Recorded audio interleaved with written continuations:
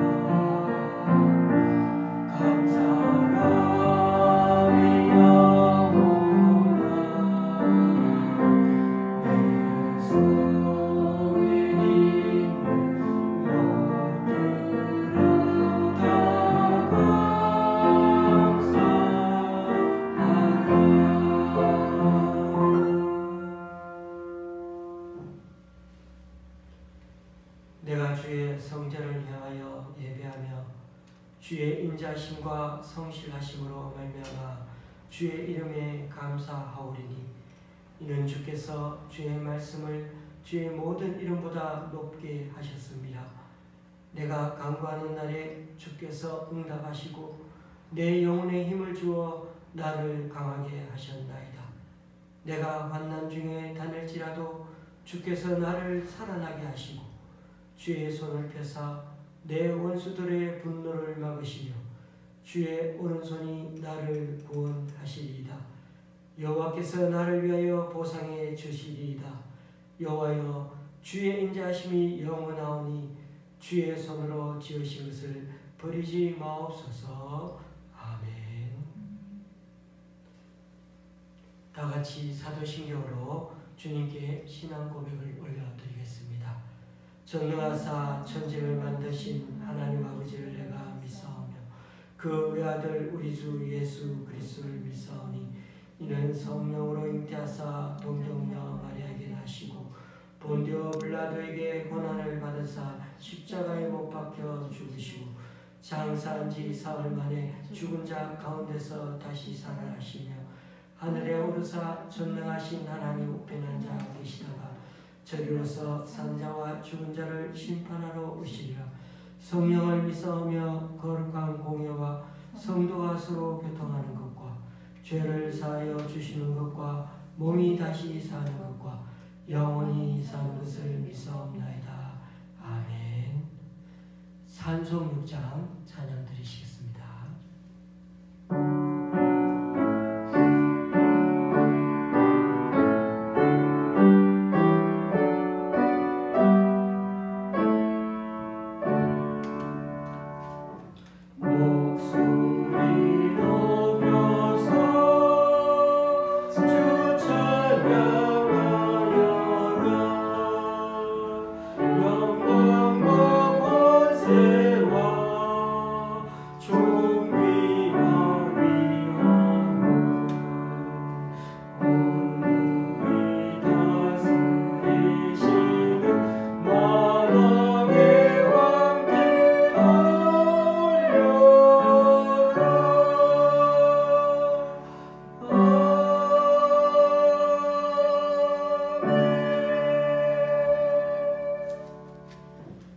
교동문 30분을 다 함께 교독하시겠습니다.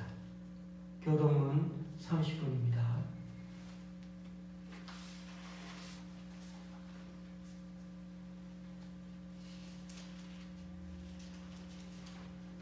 교동문 30분을 한 목소리로 끝까지 읽도록 하시겠습니다.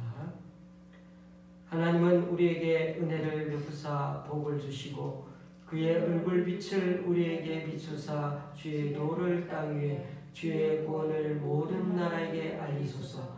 하나님이여 민족들이 주를 찬송하게 하시며 모든 민족들이 주를 찬송하게 하소서. 온 백성은 기쁘고 즐겁게 노래할지니 주는 민족들을 공평히 심판하시며 땅 위의 나라들을 다스리실 것임이니이다. 하나님이여 민족들이 주를 찬송하게 하시며 모든 민족으로 주를 찬송하게 하소서. 땅이 그의 소산을 내어 주었으니 하나님 곧 우리 하나님이 우리에게 복을 주시리로다. 하나님이 우리에게 복을 주시리니 땅의 모든 끝이 하나님을 경외하리로다. 아멘. 찬송가 588장입니다.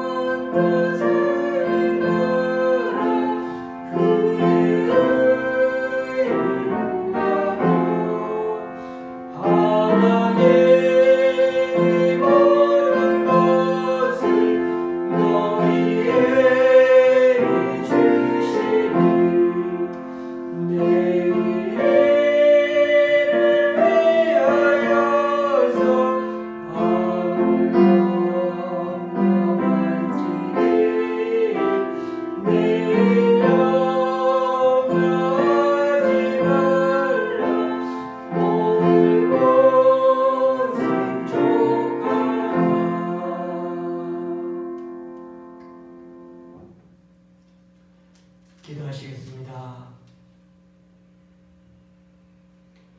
참 좋으신 하나님, 오늘도 화면을 통해 예배합니다. 이 예배가 우리들 각자에게 얼마나 중요한지를 다시금 깨닫게 해주시고 마음 다해 주님을 바라보고 주님께 영광 돌릴 수 있는 우리 각자가 되게 하여 주옵소서. 오늘도 우리들의 드러나지 않은 어두컴컴한 내면의 죄악들을 주님 앞에 내놓기 원합니다. 다른 사람에겐 능히 숨길 수 있지만 중심을 보시는 주님이시기에 생각나는 것들 떠올려 주님께 토해내고 가는 우리들 되게 하여 주옵소서. 죄를 즐기지 않게 하시고 반복하지 않게 하시고 미워하게 하여 주옵소서. 코로나 사회적 거리 두기가 또 2단계 연장되었습니다. 사람들은 더는 견디지 못하고 여기저기 모임을 갖고 있습니다. 이런 분위기를 강제적으로 막기는 어렵지만 각자 거리 두기에 유의하여 만나고 서로 에티켓을 지킴으로 이 난국을 잘 이겨나갈 수 있게 하여 주옵소서. 오늘도 주님의 말씀에 귀 기울이고자 합니다. 주님의 말씀을 듣되 우리 각자 처지와 형편이 각각 다르오니 잘 적용될 수 있도록 그 마음에 지혜를 주시사 말씀이 능력으로 더해질 수 있도록 성령께서 친히 감화하여 주옵소서. 예수님의 이름으로 기도드립니다. 아멘.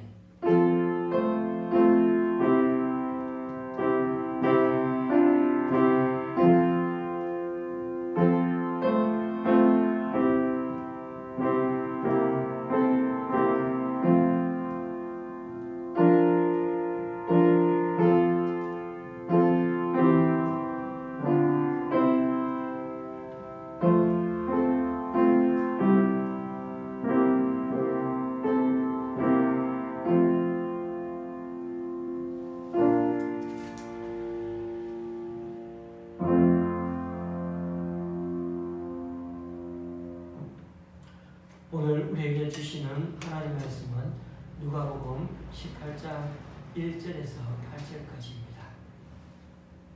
누가복음 18장 1절에서 8절까지입니다. 제가 가지고 있는 성경은 신약 126쪽입니다.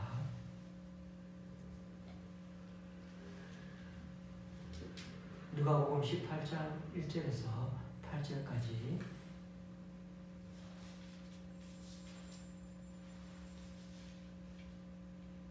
제가 대신 읽을 때 교우님들은 눈으로 마음으로 따라오시면 되시겠습니다. 예수께서 그들에게 항상 기도하고 낙심하지 말아야 할 것을 비유로 말씀하여 이르시되 어떤 도시에 하나님을 두려워하지 않고 사람을 무시하는 한 재판장이 있는데 그 도시에 한 과부가 있어 자주 그에게 가서 내 원수에 대한 나의 원한을 풀어주소서 하되 그가 얼마 동안 듣지 아니하다가 후에 속으로 생각하되 내가 하나님을 두려워하지 않고 사람을 무시하나 이 과부가 나를 번거롭게 하니 내가 그 원한을 풀어주리라. 그렇지 않으면 늘 와서 나를 괴롭게 하리라 하였느니라. 주께서 또 이르시되 불의한 재판장이 말한 것을 들으라. 하물며 하나님께서 그 밤낮 부르짖는 택하신 자들의 원한을 풀어주지 아니하시겠느냐? 그들에게 오래 참으시겠느냐? 내가 너희에게 이르노니 속히 그 원한을 풀어주시리라. 그러나 인자가 올 때 세상에서 믿음을 보겠느냐 하시니라. 아멘. 큐티 본문 말씀이 시편이었다가 다시 누가복음 말씀으로 돌아왔습니다. 아마 시편 전체를 한꺼번에 다 다루게 되면 한 6개월 정도 걸리니까 요번처럼 한 20편 정도씩 그렇게 끊어서 묵상하였던 것 같습니다. 오늘 우리는 누가복음 18장 첫 부분만 그렇게 살펴보겠습니다. 18장에는 몇 가지 비유와 기적 그리고 일화들이 나옵니다. 얼핏 보면 이 이야기들이 다 산발적으로 보이는 얘기들 같지만은 또 잘 살펴보면 하나의 일관된 맥이 흐르고 있음을 발견할 수가 있습니다. 누가복음 18장에 등장하는 사람들은 사회적 신분으로 보면은 극과 극을 보여줍니다. 한쪽에는 사회적, 종교적 강자들이 그렇게 등장합니다. 재판관, 부자관은 바리새인 그리고 어른들 등이 그들입니다. 그와 달리 다른 한쪽에는 약자들이 등장합니다. 오늘 본문에 나오는 힘없는 과부 여인도 그렇고요. 세리, 어린아이들 그리고 장애인들이 바로 그들입니다. 18장을 읽어보시면 이런 사람들이 그렇게 비교되어 나오고 있습니다. 세상의 눈으로 보면 판사, 고위공무원, 대형교회 목사님 정도 되면 힘있고 권력 있는 축에 들지 않습니까? 그러나 하나님 나라 관점에서 볼 때는 그렇지가 않습니다. 참고로 제가 오늘날 판사, 공무원, 대형교회 목사님들을 판단하거나 무시하는 것은 절대 아닙니다. 18장을 잘 읽어보면 힘없이 당할 수밖에 없는 이 무기력한 사람들이 오히려 하나님 나라에 우선적으로 받아들여지고 있는 것을 보게 됩니다. 하나의 역전이 그렇게 이루어지고 있는 것이죠. 때로는 세상에서 잘 볼 수 없는 장면이 연출되는 게 바로 하나님 나라에서라는 것입니다. 그리고 이 역전의 중심에는, 반전의 중심에는 예수 그리스도가 계십니다. 역전의 명수이신 예수님, 특히 예수님의 고난과 죽음을 통해 세상의 모든 관계가 새롭게 재배치된다는 게 놀라운 일이 아닐 수가 없습니다. 우리도 그런 자들인데 지금 이곳에다가 주님께서 불러주셔서 이렇게 은혜의 자리에 다 오게 된 것입니다. 오늘은 18장에 나오는 첫 번째 비유만 살펴보려고 하는데요. 그러기 위해서는 17장 마지막 부분과 연결해서 이해하는 게 좋습니다. 어제 큐티 본문 말씀이 이 세상 종말에 대한 가르침이었죠.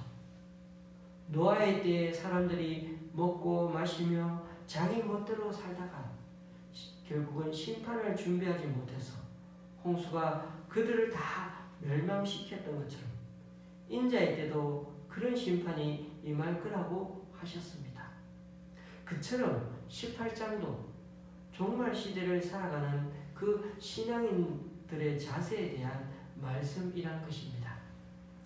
목사님, 1절 말씀에 분명히 항상 기도하고 낙심하지 말아야 할 것에 대해 예수님이 비유를 든다고 하시지 않았습니까? 네, 당연히 그 얘기도 맞습니다만 동시에 8절에 보면은 인자가 올 때라는 말이 나오고 있죠.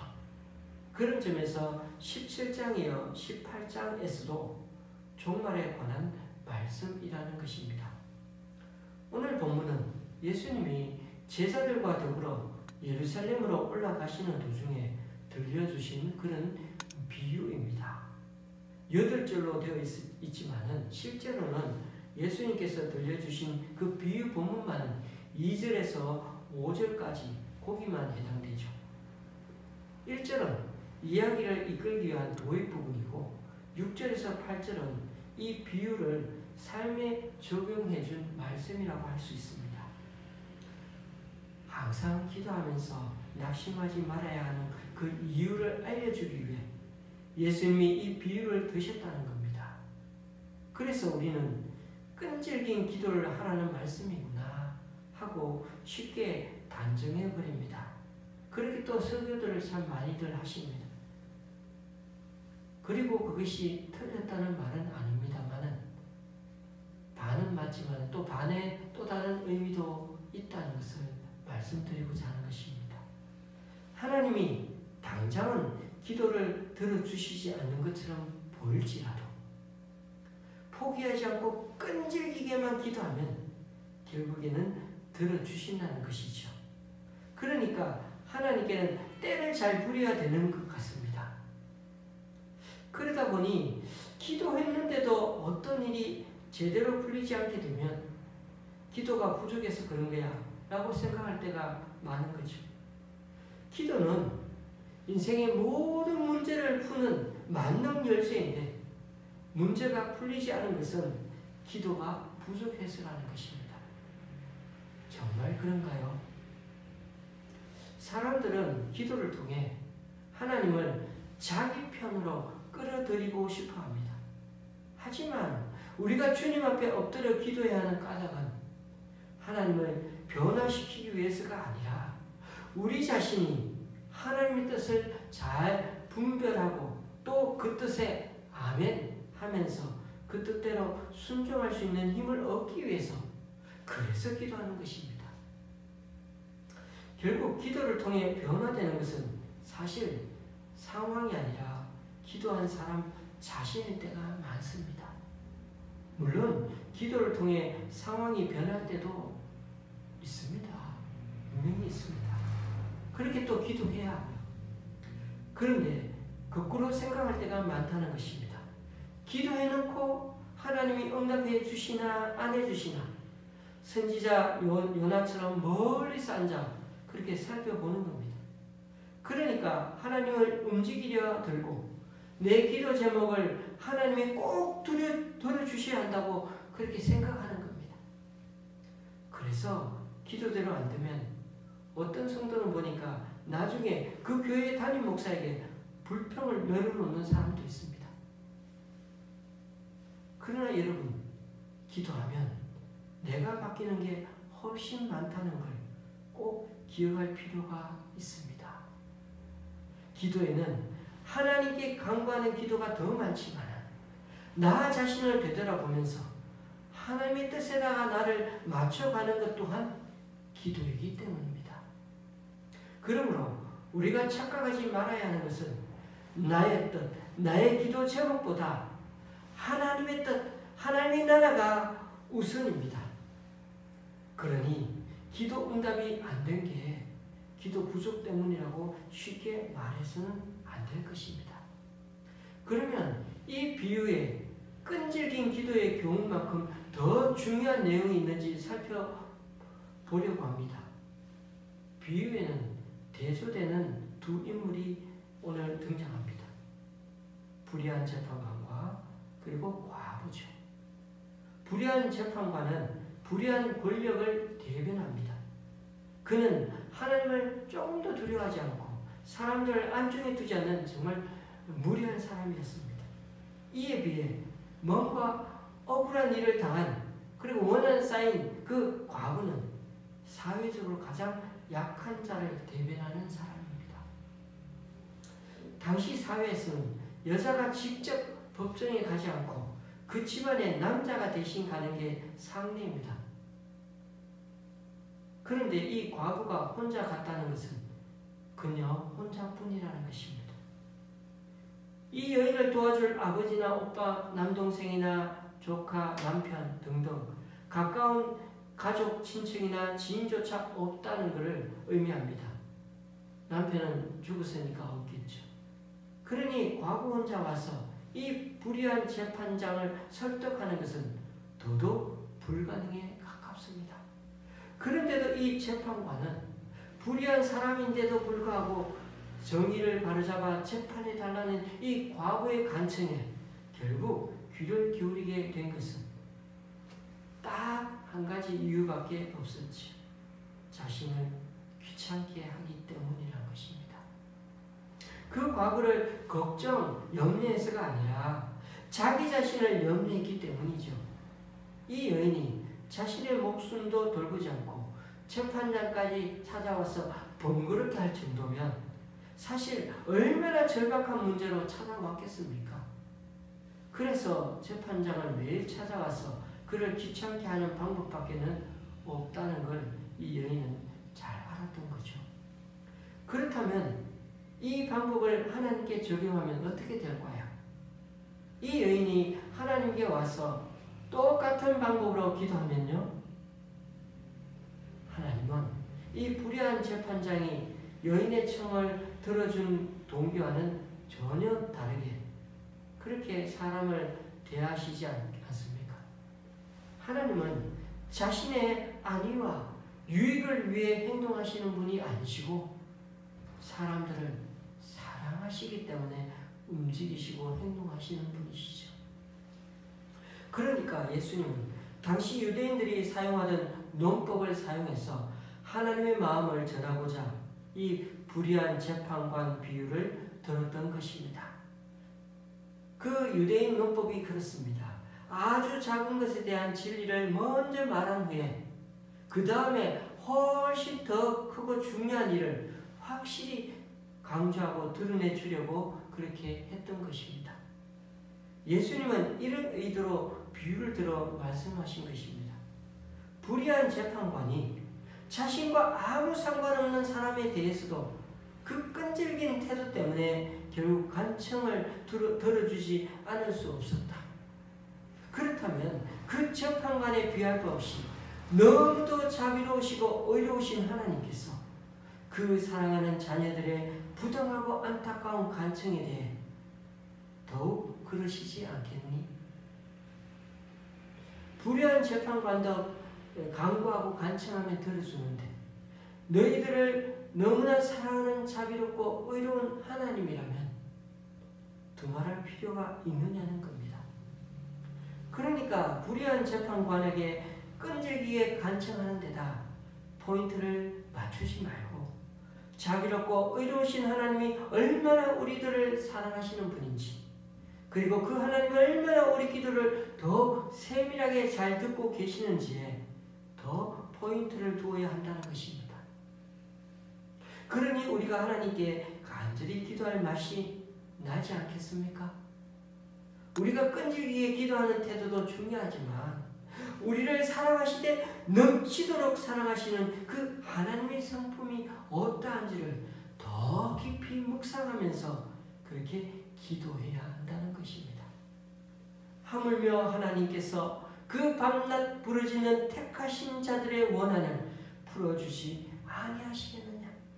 그들에게 오래 참으시겠느냐? 내가 너에게 이르노니 속히 그 원한을 풀어주시리라. 그러니 여러분, 우리가 기도를 아주 끈질기게 하면 응답을 받으니까 무조건 열심히 기도해야 하는 겁니까? 아니면 하나님이 어떠한 분이신지를 우리들이 정말 잘 안다면 우리가 더 신나서 더 간절히 기도하게 되지 않겠습니까? 그런 점에서 우리가 낙심하지 않고 간절히 기도해야 하는 이유는 불의한 재판관일지라도 때를 쓰면 들어주니까 하나님께도 열심히 때를 쓰며 기도하자는 게 본문의 해석이 아니었습니다. 우리를 너무나 잘하시고 우리를 너무나 넘치게 사랑하는 하나님이시기에 우리가 기도하기 전에, 구하기도 전에 우리에게 가장 필요한 게 무엇인지를 아시는 하나님이시기에 우리가 하나님께 낙심치 않고 기도할 수가 있는 것입니다. 그런데 8절 말씀이 좀 뼈가 있는 말씀입니다. 그러나 인자가 올 때 세상에서 믿음을 보겠느냐 하시니라. 예수님의 이 말씀은 이 과거와 같은 믿음을 가진 사람들을 잘 볼 수가 없다는 말이죠. 8절에 믿음이라는 단어는 관사를 붙인 그 믿음으로 그렇게 우리는 해석해야 맞습니다. 그러니까 비유 속에 그 여인이 보여주고 있는 것과 같은 그런 종류의 믿음을 가리키는 것입니다. 예수님이야말로 제자들에게 이런 믿음을 원하고 계시다는 것입니다. 그러니까 끈질기고 기도했는데도 안 들어주면 어떡하지? 이렇게 걱정할 필요가 없는 것은 그렇게 끈질기게 하나님께 기도하는 그런 믿음 있는 사람이 오히려 별로 없어서 탈이다는 것입니다. 그게 주님이 말씀하시는 믿음입니다.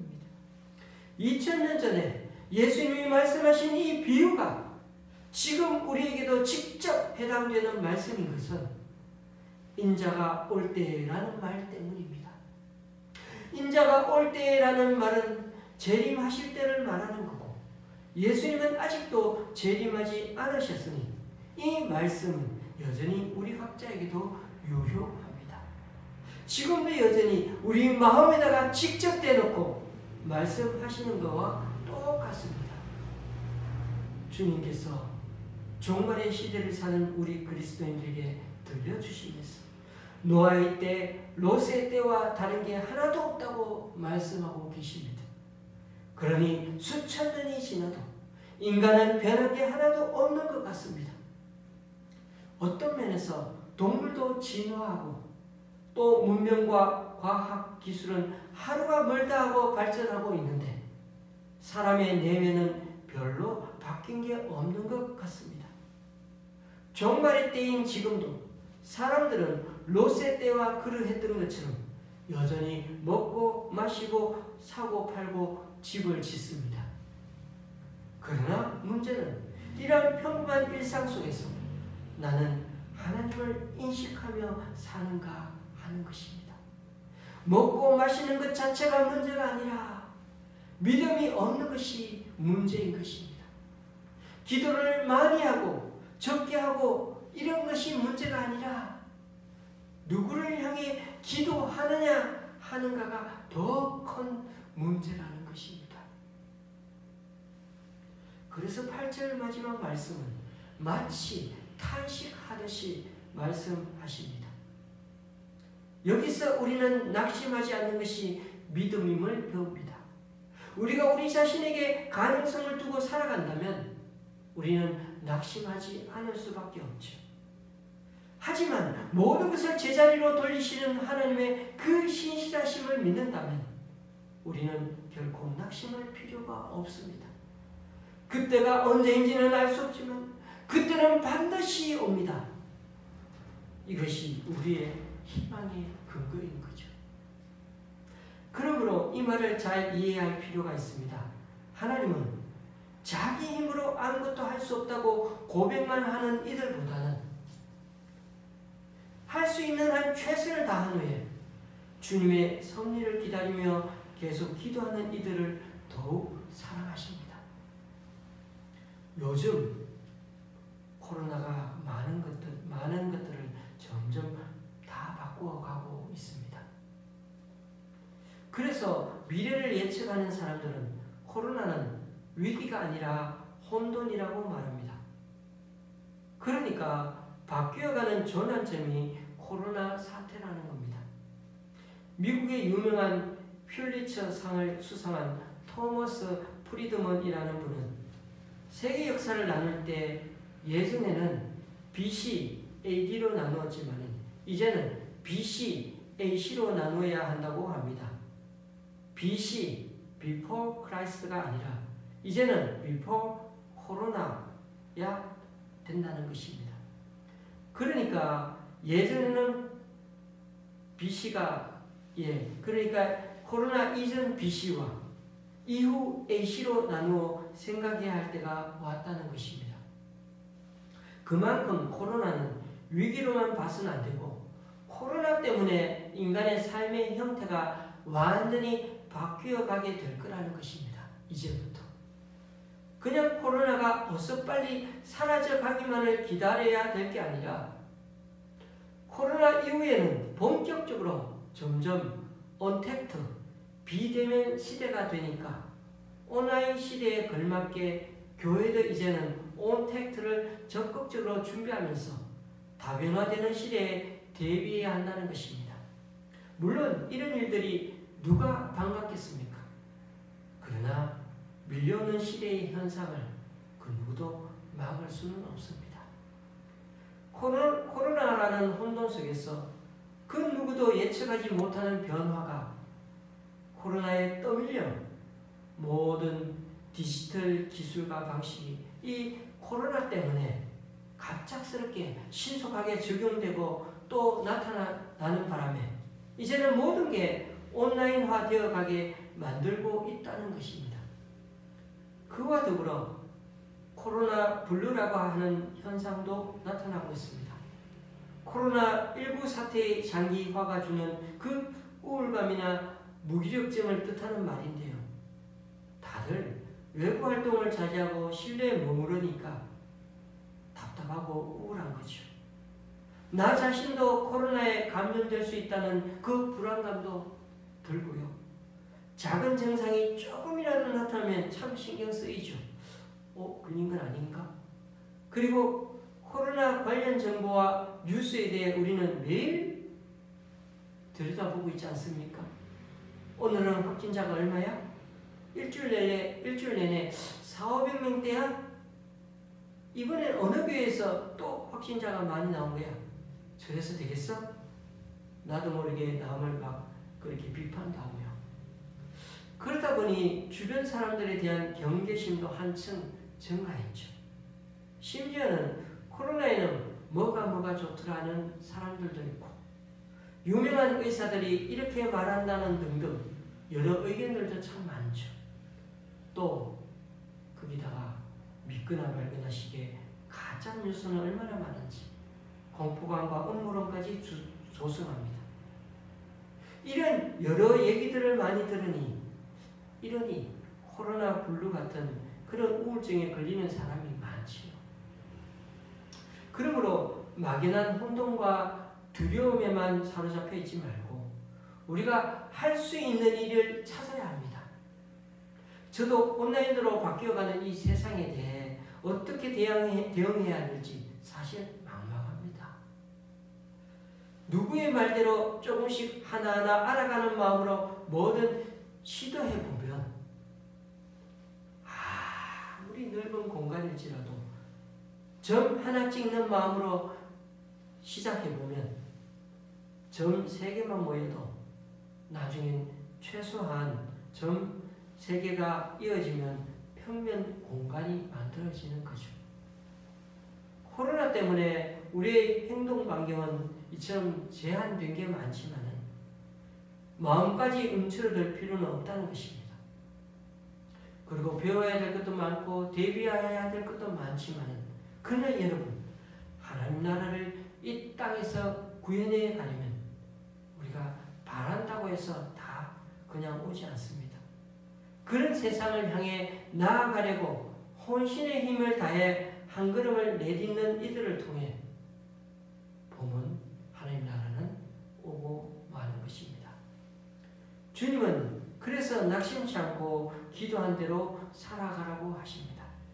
그런 자들에게 주님은 가장 좋은 것으로 채워주시고 응답해 주실 것입니다.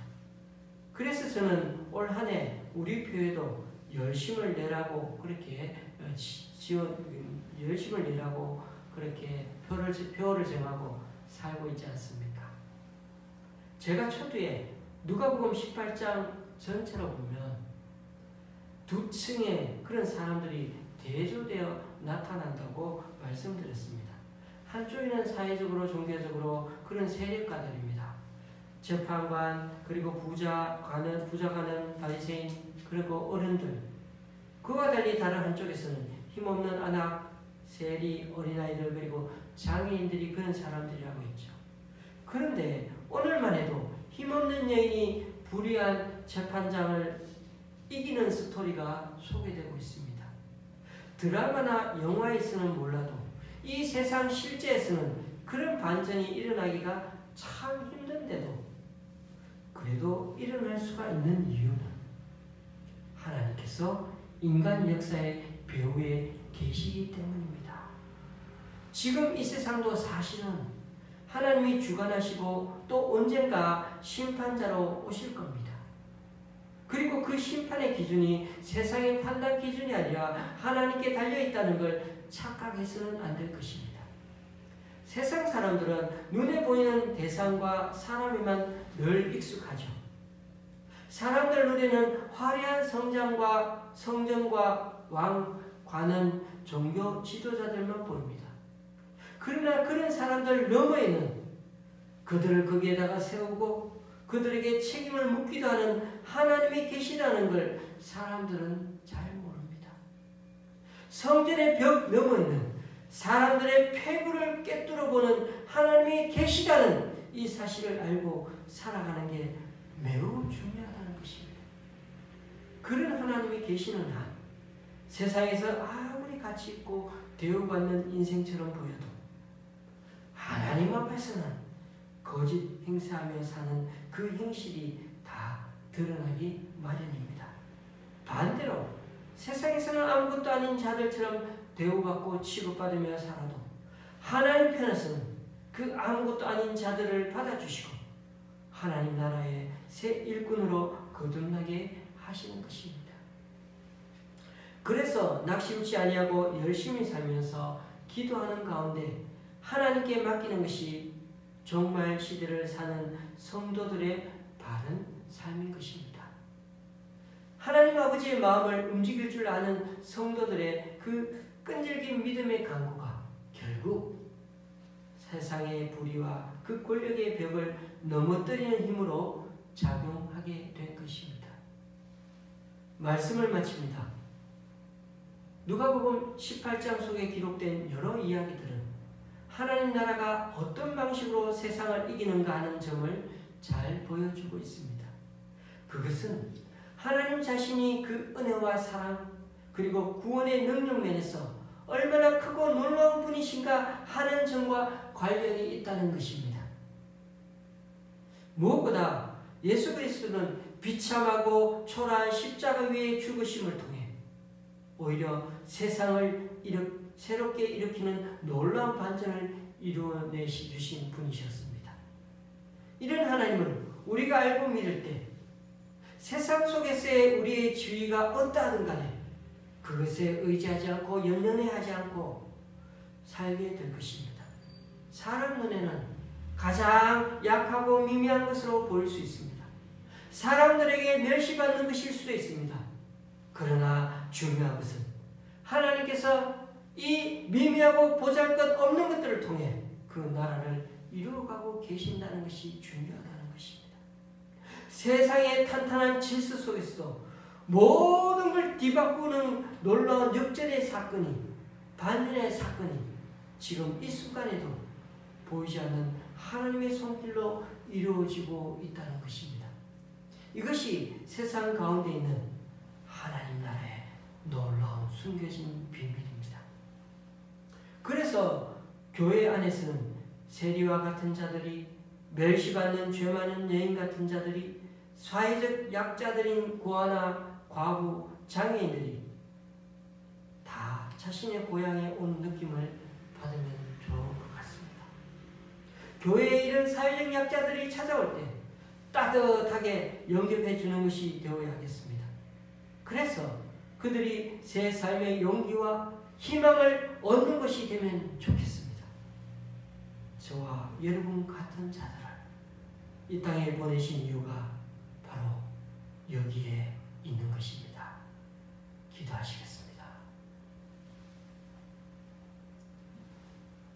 주님, 오늘 말씀을 통해 항상 기도하면서 낙심하지 말아야 하는 이유를 다시금 알려주셔서 감사합니다. 포기하지 않고 끈질기게만 기도하면 결국에는 들어주시는 하나님이 아니라 우리가 구하기 전에도 이미 우리를 잘 알고 사랑하시는 자비롭고 정의로운 분이기에 이제부터는 더 마음을 열고 친근하게 아뢰는 우리 모두의 기도가 되게 하여 주옵소서. 인자가 올 때 세상에서 믿음을 보겠느냐 하신 우리 주님, 여느 날처럼 평범한 일상 속에 먹고 마시며 살다가 갑작스러운 심판으로 멸망의 길을 가야 했던 노아 때의 사람처럼 우리 또한 종말의 시대에 살면서 매일의 일상 속에서 하나님을 의식하고 하나님을 찾고 구하며 살아가는 믿음 있는 자가 다 되게 하여 주옵소서. 특별히 지금은 코로나 전국에 있다 보니 우울증과 무기력증 현상에 지쳐있는 사람들도 많습니다. 경제적으로 참 많이 힘든 성도도 있습니다. 마음 잡고 일을 시작하고 싶어도 일자리가 없어 괴로워하는 분도 있습니다. 이럴 때일수록 막연한 혼돈과 두려움에 사로잡혀 있지 말고 온 택트에 대비하여 우리가 할 수 있는 일을 끊임없이 찾아갈 수 있게 길을 열어 주시옵소서. 인간 역사의 배후에 계시는 하나님이 사람들의 폐부까지 깨뜨려 보시는 분이기에 지금도 세상에 미련한 것들을 택하시어 지혜 있는 자들을 부끄럽게 하시고 세상의 약한 것들을 택하사 강한 것들을 부끄럽게 하시며 또 세상의 천한 것들과 멸시받는 것들과 없는 것들을 택하사 있는 것들을 폐하시는 하나님의 심판 방식 앞에 우리 또한 겸손히 쓰임받는 우리 모두가 되게 하여 주시옵소서. 그래서 낙심치 아니하고 열심히 살면서 모든 것을 하나님께 맡기는 것이 곧 종말 시대를 사는 성도들의 바른 삶임을 믿고 앞으로도 하나님 아버지의 마음을 움직일 수 있도록 끈질기게 기도하는 우리 모두가 되게 하여 주옵소서. 예수님의 이름으로 기도드립니다. 아멘. 찬송가 363장입니다.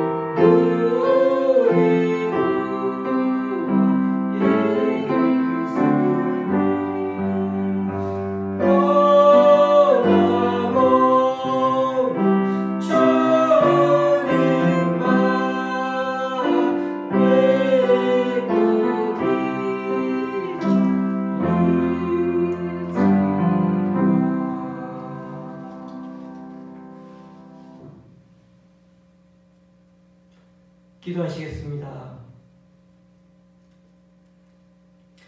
주님, 오늘도 우리 교회 성도님 두 분의 11조와 두 분이 드린 주일헌금 한 분의 감사헌금 주님께 올려드립니다.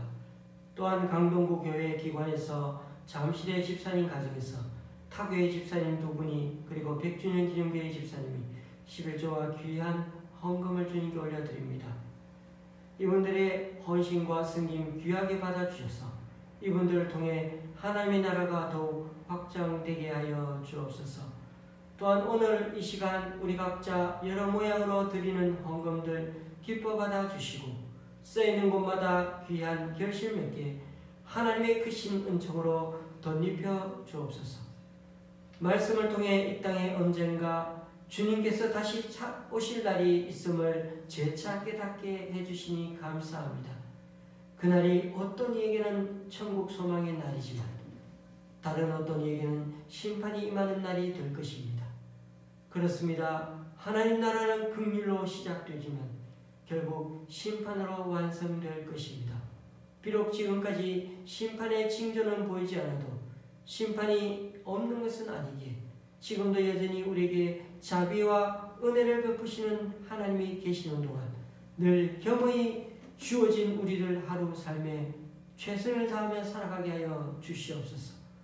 우리의 하나님은 귀찮아서 들어주시는 분이 아니라 우리의 신음에조차 귀를 기울이시는 분이시며 기꺼이 작은 고통이라도 함께 짊어지기를 기뻐하는 분이심을 알기에 우리의 현재 필요한 것들을 구하기보다 주님의 나라와 의를 위해 먼저 구하는 우리들이 되기 원합니다. 그래서 우리가 구하지 아니한 것들조차도 우리를 너무 잘 아시는 주님께서 가장 좋은 것으로 채워주시리라 믿습니다. 우리 모두 질그릇처럼 깨지기 쉬운 연약한 인생들이지만 누구보다 약자들의 신음소리를 잘 들으시는 우리 주님이시기에 비록 참담한 현실 앞에 살아가는 우리 삶이라 할지라도 결코 쉽게 좌절하지 않고 주님을 끝까지 붙들고 가면 때가 되면 반드시 그 길을 열어주실 줄 믿고 앞으로도 하나님의 백성답게 떳떳하게 살아가는 이번 한 주간이 되게 하여 주시옵소서. 예수님의 이름으로 봉헌 기도 드립니다. 아멘.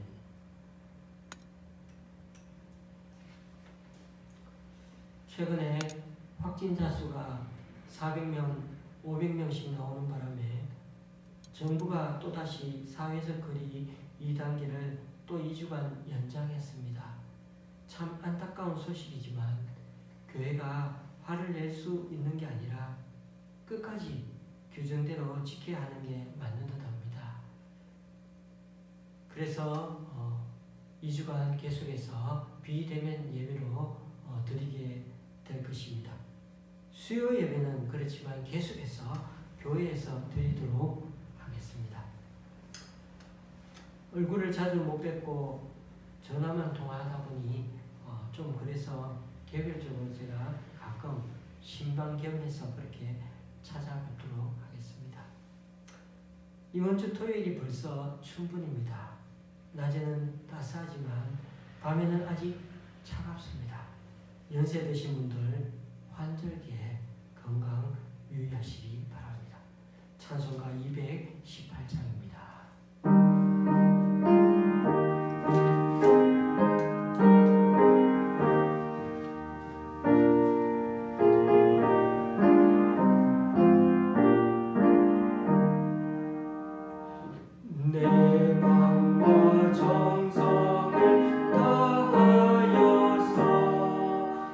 주 너의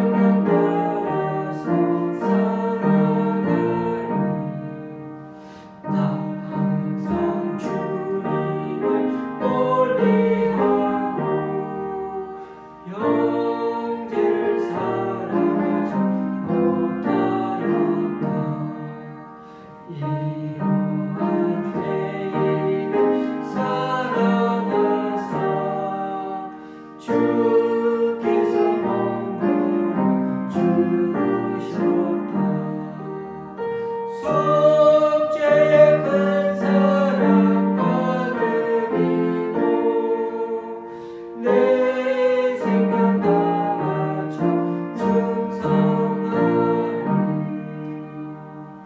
아멘.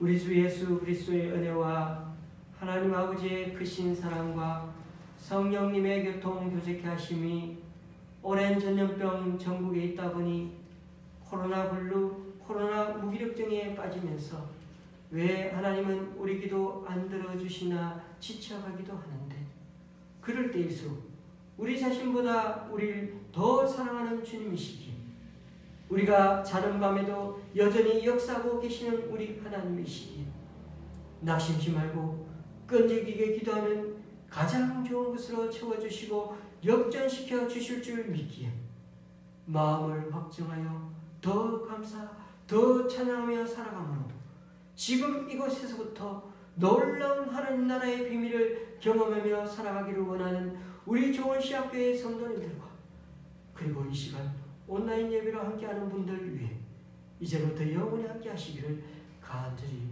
축원하옵나이다. 아멘.